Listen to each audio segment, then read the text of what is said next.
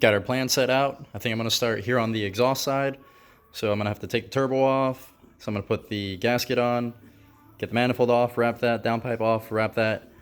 Let me get started there, and hopefully I can work my way from there, finish stuff over here, and that's today's plan. All right, issue number one I found. So I want to take off this V-band so I can take off the whole manifold and turbo, because it's damn near impossible to get these bolts on with the turbo sitting there. It's almost easier with the manifolds off. Everyone knows what I'm talking about. So, all right, so I want to get this off, but my socket isn't deep enough. So one thing I'm gonna do is I'm gonna start to take off the V-band. I'll see how much slack I need before it starts to come off. I'll mark it and I'll cut off the excess off of that threaded section of that. Scratch that. I had to use all the threads to get it to come off. So unfortunately, it's just gonna have to be long like that, and I'll just have to deal with it. But just wanted to clarify what I decided to do with that. So continue on. I was trying to take off the whole manifold with the turbo, wastegate, and the dump pipe all in one piece. Would have made life so much easier, but it's not looking like it's gonna work out like that. I'm gonna have to jack up this side of the car, put a jack stand under it, take off the dump tube. Hopefully then I can take off the whole setup, and if not, then I'll have to then take off the wastegate. That doesn't work. Then no, that would be the last piece I have to take off, but more work. All right, here's a not a pro tip, not a pro, but a self-built tip. If you're gonna try to pull the turbo off, make sure everything's disconnected, aka your turbo drain line, because it won't come off otherwise. So remove that and the whole thing will come off. Got the turbo off. Wasn't as bad as I thought it was gonna be. Pretty simple. You can see inside where I had him weld a divided flange back onto it. So this HKS manifold, it comes with a divided flange, but for whatever reason the person before me put an open flange on it. But you can tell there's a huge difference when you get like an eBay manifold and you look inside. There's a whole bunch of frag, there's a whole bunch of sharp metal. Let me try to get, can I do light on here?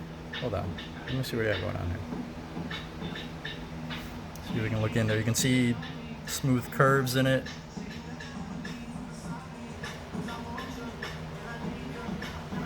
So it's hard for me to show it in there. So, all right, next step, gotta wrap it up. It's gonna be kind of difficult with these braces that are added on, but shouldn't be too, just up by the top it'll be a little bit difficult. That's about it. I haven't wrapped the manifold since my last Supra. I don't know, probably had that 8 years ago. Should be fun. Hopefully it doesn't take too long. So the new stuff is actually pretty different than what I used last time. Before it was mainly fiberglass and you had to soak it in water like the day before. Then you wrapped it, it was all wet, then you start the car up, you had a whole bunch of steam and smoke coming off of it, and now this stuff you wrap up dry. I mean, I called up Treadstone Performance, like, yeah, it's preference, but you can do it dry. There's no, they don't have the necessity like old stuff did. So let's knock that out. Progress is looking pretty good so far. So I was about to wrap it, but I remember I watched the video of someone explaining how to start it. You're supposed to bend it over a certain way, and it helps to keep it tight at the beginning. So a nice part of having a TV in my garage is, oh, I got a question about something, just throw it up on the TV, YouTube it. I'm watching Eric the Car Guy. I remember he posted a video on how to start the wrap and stuff. So just a quick reference, see what he did. I can modify it, start to use it on mine, but it's always good to reference something else that helps your project go easier. It's kind of the point of my videos too. So, all right, figured it out, or at least I saw the video, I know what I want to do. But also, I don't have the metal zip ties that you're supposed to use for them. So what I'm gonna do is I'm just gonna use some plastic zip ties for now. I ordered the metal ones, they should be here in a couple days. So at least I can wrap it up, hold it in place, and just swap this over when I get them. So let me try to knock this out. I will say wrapping the headers isn't that hard. The hardest part is trying to guess how much you need. Keep coming up short, having to like expand it more than I want. Lesson to be learned, just guess long. I mean, so on the last one, this is how much I had to cut off. I don't know, just over a foot is what we're looking at. So that's it. I really don't have any tips on how to measure it, on how to guess how much to use. I wish I did, but I don't. Just kind of guess it. You'll mess up the first couple few, and then you'll kind of start to get the hang of guessing the length after that. So still trying to knock this out.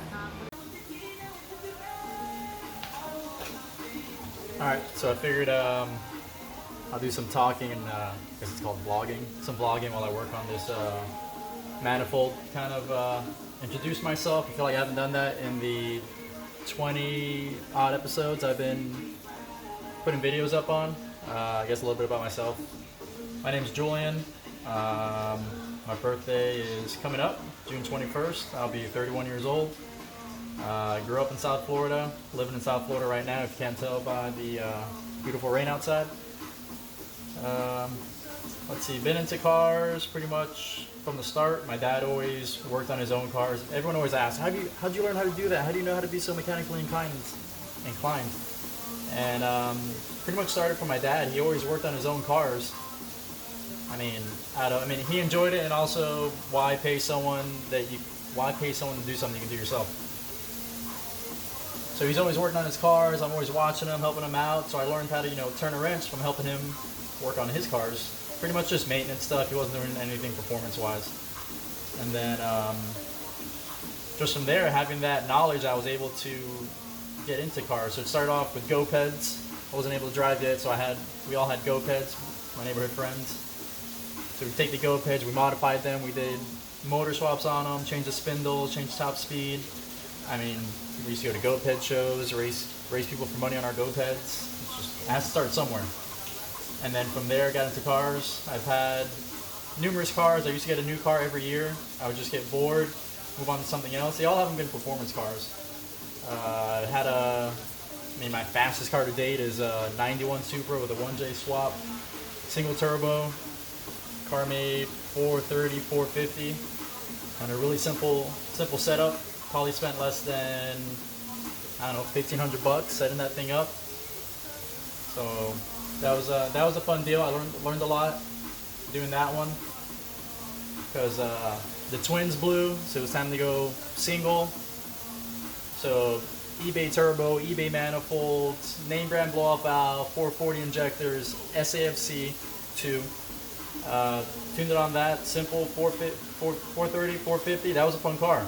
I had a lot of fun with that. Took it to the track. Car ran 12 flat at 118, which is, a 118 car is fun to drive.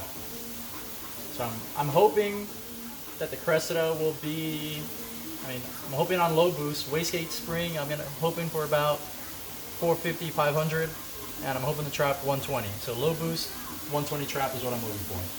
That would be a fun low boost setup, pump gas. Not anything too crazy, but at least nothing that'll get beat by most stock cars out there. So yeah, and how this project came about is this is actually my second Cressida. I had one before, same color, but the other one was all stock. Well, not all stock, it was lowered. I had some Mark IV wheels on it. I had a lip, and I had some Mark III Super JDM Recaro seats that were awesome. The seats made the car. The car was awesome just because of that. And unfortunately, I sold my Supra to buy a motorcycle. My cousin owns a motorcycle shop, and I wanted a motorcycle. So I sold the Supra because I found the bike that I wanted. So then I went, this is a pain in the ass. So I went, sold the Supra, went and bought this motorcycle, and then I needed a daily, so I went and bought the Cressida. I bought the Cressida for $1,200. Awesome. I had a little overheating issue when I bought it. All I did was take out the thermostat, started running fine. And then not long after I bought my bike, I got a ticket that I needed to pay. So I sold the Cressida and I started dailying the bike. Kind of stupid, but whatever. I was young and dumb. So what are you going to do at that point? And then I haven't had a modified car since, and it's been, let me see,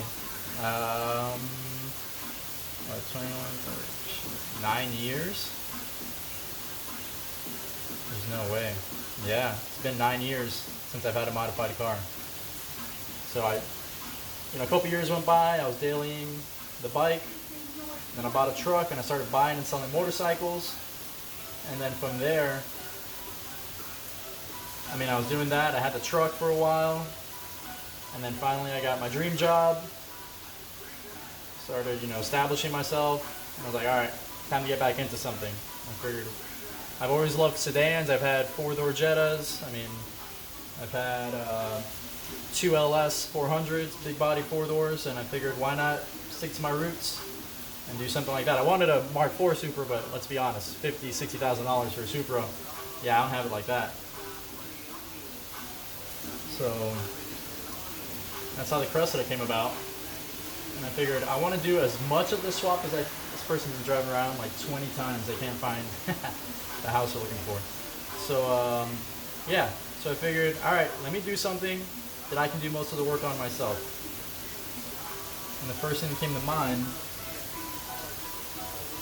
was the Cressida. It's like, all right, sleeper, something cool, old school, you know, more my style. I like early 90s, late 80s cars, you know, FCs, FDs, MX83s, what else, JZA 70s, JZA 80s, SIL 80s, kooky S14s, not to be confused with the Zenkis that I think look horrendous. But I wanted one of those too, and it's crazy how much money a car that old brings. The kooky S14s. I wanted to 2J swap one of those, but even that's a lot of money for a project car. So lo and behold, I was like, all right, let me get a Cressida. So I knew I wanted it. I'm kind of looking around on Craigslist, and my cousin sends me a link to one.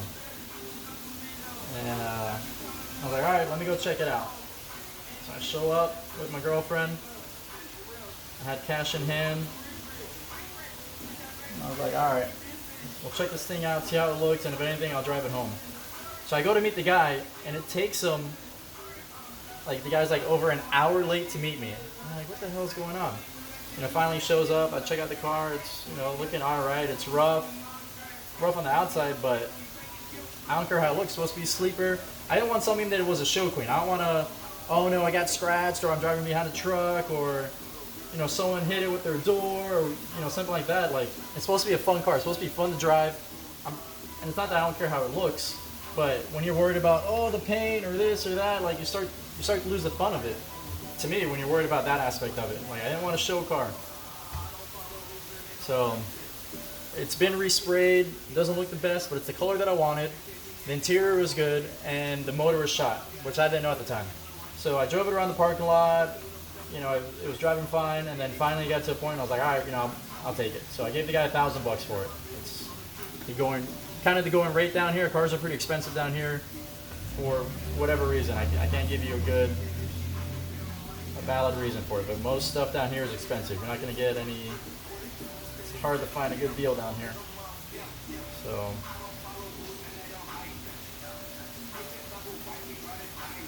I bought the car, gave the guy the money, I start driving home. I pull over to the first gas station, it's ready puking coolant. I'm like, fuck. Alright, whatever. You know, I'm gonna swap the motor anyways. And then we get on the highway and the car doesn't even make it a couple exit before it pukes out on me. So at this point, my girlfriend's following behind me. She's pissed, because now I have to call a tow truck. She's waiting with me. And to me, that's part of having a project car. You're going to run into those issues where it's going to break down. You're going to have to call a friend, work on the side of the road, stuff like that. I'm expecting that. To me, that's part of the fun of doing it. And she didn't like that. I don't blame her. She had a long day. It's all right. So then I tow the car home, get it home, and instantly it's kind of like, all right, well, let's pull the motor. So I'm kind of looking online, see how much I wanted to spend on a motor. And of course, before I started this, I had a budget. All right, gonna buy a 2J BBTI, automatic tranny, gonna buy a jumper harness. All I'm gonna do is drop the motor in, hook it up automatic, just enjoy driving it for now while I piece some, you know, single turbo and upgraded parts on the side. While I'm on Craigslist, and then I find a guy selling R154 clutch, 2J BBTI harness, stock ECU, single setup without a manifold, with injectors, for cheaper than what it would have been for me to piece it together. I'm like, I wasn't trying to jump into it that quickly, but when a deal comes around, it makes sense to save the money up front. So I'm like, all right, well, this was in Tampa, and I live in South Florida. It was like a 3-hour drive. So I get a hold of my girlfriend. I'm like, hey, I found this deal. You want to go on a road trip? All right, sure. Well, I needed a way to pick it up, so I had to rent a truck, get some snacks, get some snacks, some straps, drive up there, get that midnight, check it out, buy the engine, get the tranny, get everything set up, put it in the truck and drive straight back home. And then that's when the project really took off. It was kind of like, all right, well, I kind of have a single setup now. It's 5-speed. Not trying to do everything twice. So came to the point. I was like, all right, well, let's come up with a build plan. Try to stick to it, and that was it. I knew I had a goal, and it's what I was shooting for, 800 horsepower. And I had a budget of $6,000 originally for the car, to buy the car, buy the 2J, automatic, just get it in the car and running. And I'm well above that now. It's just exploded since then. So it's, if you have a plan, I wish I could have enjoyed the build from the beginning, enjoyed every stage of it, you know, going BPU, just doing bolt-ons, doing, you know, up in the boost, going single turbo, going 5-speed, enjoying every stage and seeing the difference, versus now it's just going almost full tilt. I mean, granted, the car's going to be coming out of the garage on low boost, looking for 450, 500 out of the garage, and then on E85 looking for 800. So it's blown out of proportion, but I'm not trying to do everything twice. So that's it. I wanted to introduce myself, kind of how the project came along, my experience with it, and I'm hoping some people are getting stuff out of this. They're getting reference or some knowledge on seeing how everything's done. That's why I try to not video every little thing, but document what I am doing, things that I am paying attention to, which hopefully other people are in their project, or maybe something else you've had questions on in your project. So that's it. Let me try to wrapping up the manifold. And thanks for watching. Alright, finished up the wrap job of what I could with what I had. So the 50 feet 1 inch wasn't enough to do the manifold, and honestly, looking at it now, it looks pretty good. So what I did was I started with the individual runners, and I always wrapped from the turbo towards the head. So with the runners, I started down here, wrapped them up, and then once the individual ones were done, then I went ahead and did where they go from 3 to 1. Then I do that section from the turbo side towards the head. So I did that twice. See here, going from the turbo up. If you do it from the manifold down, you get these weird shark fins of emptiness coming up this way. It's kind of weird. So discretion. I'm not doing this with zip ties. I don't have the metal zip ties. So this is just to hold it in place. I know it's the correct length. I know it fits. So I'm waiting on those to come in. And that's pretty much all I can do for the manifold. Now gotta keep coming up with stuff. Now I need to get the, the fittings on the wastegate. Let me go find those. Got my wastegate bag, which has springs, the vacuum tubing, manual for the wastegate, and it also came with these plugs. This is for the top of the wastegate. You can do minor adjustments, and I bought the kit from Precision, the banjo fitting. There we go. So I need to put the fittings, cap off what I don't need on it, and I was looking at the instructions. So here I have 3 springs left, which are natural yellow and blue, which means I'm missing red and green, which if I only have red and green in the wastegate spring, that's only 9.2 psi, which I want more.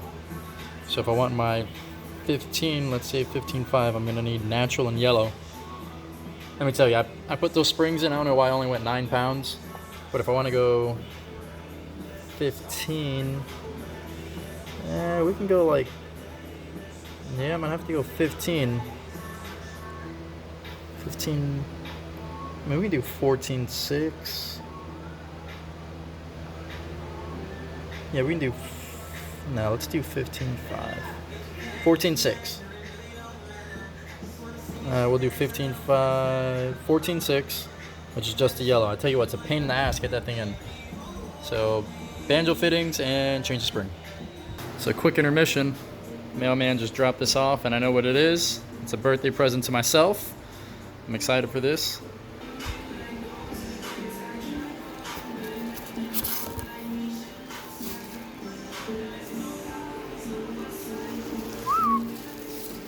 Oh yeah, it's going down. Open this bad boy up.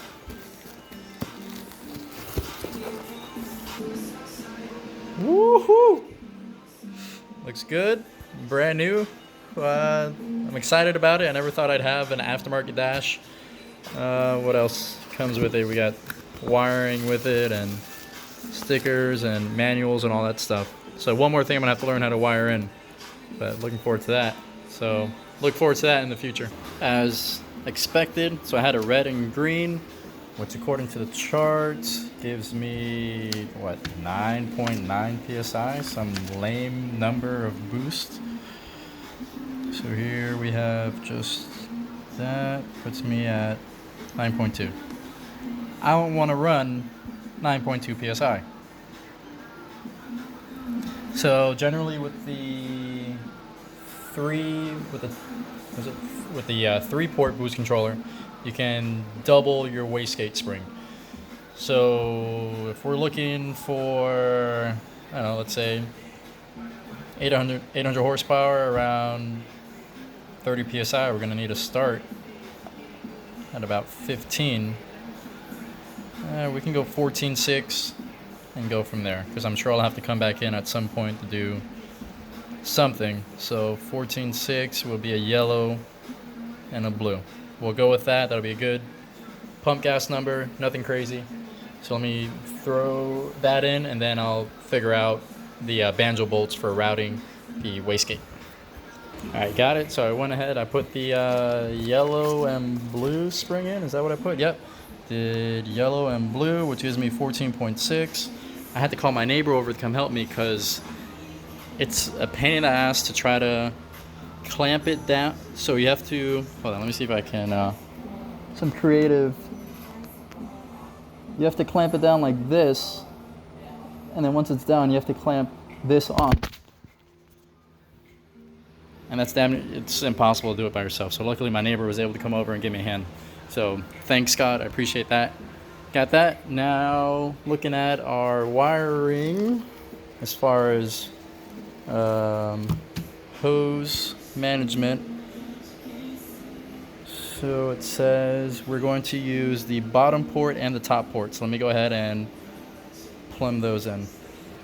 Interesting about this wastegate is it has 2 lower ports and 2 upper ports, and it comes with plugs to not use the ones that you don't want to use. I'm not sure why we would need so many ports. That's beyond me. I'm doing a simple setup, so I'm not going to worry about it. Luckily it comes with plugs. So I kind of looked at it, kind of figured out which way would be a better routing, keep it away from the downpipe and any heat sources. So I'm going to go with both ports that point the furthest down, so it'd be easier to route them down and up away from anything. And I'm looking to see torque specs on the plugs as well as the banjo bolts. And the manual doesn't have anything, so I'm going to have to go with German spec till it's good and tight. Wastegate, yeah, having a stroke. Wastegate is set up. Got the banjo bolts set up on the places that I want. Plugs, where I'm not going to use. Hold on, wait. Alright, yeah, I got that right. Now I can take the downpipe off, and I'll wrap the downpipe with the 2-inch. Hopefully I have enough.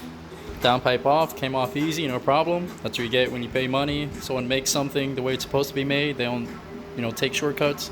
So shout out to Hutches. He did the fab work for me in West Palm Beach. Thank you very much. It looks awesome. It's a shame I'm gonna have to cover it up, but gotta do what I gotta do. So I think what I'm gonna do is I'm just gonna lay the heat wrap on the floor, and I'll just sit here and I can put on my lap and just slowly turn the downpipe, and it'll pull the heat wrap up on it. That's the plan, at least. Hopefully I have enough. I'm still not sure what I'm going to do about the flux section. If I'm going to go over it, leave it exposed. I think I'll just go over it. Alright, let's roll. Here's a little contraption I made to make things easier. So I got the downpipe on my lap. Like I said, I can just sit here and turn the downpipe.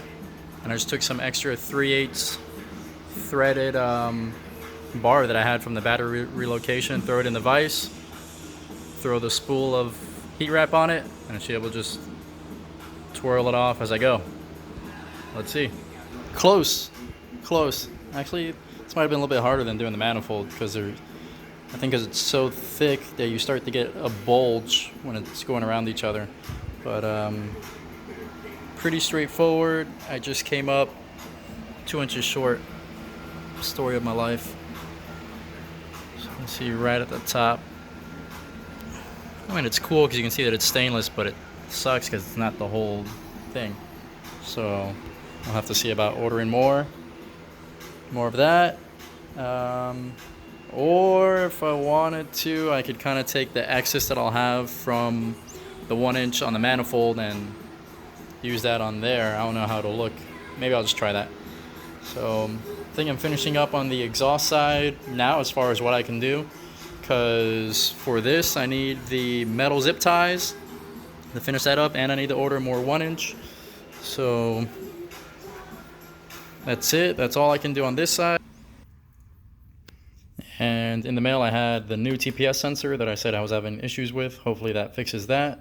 Metal zip ties to finish up all this heat wrap, and more heat wrap that I was missing that I couldn't finish that with. And I only ordered 1 inch. I'm gonna see if I have some extra that I'll use to finish up the top of the downpipe.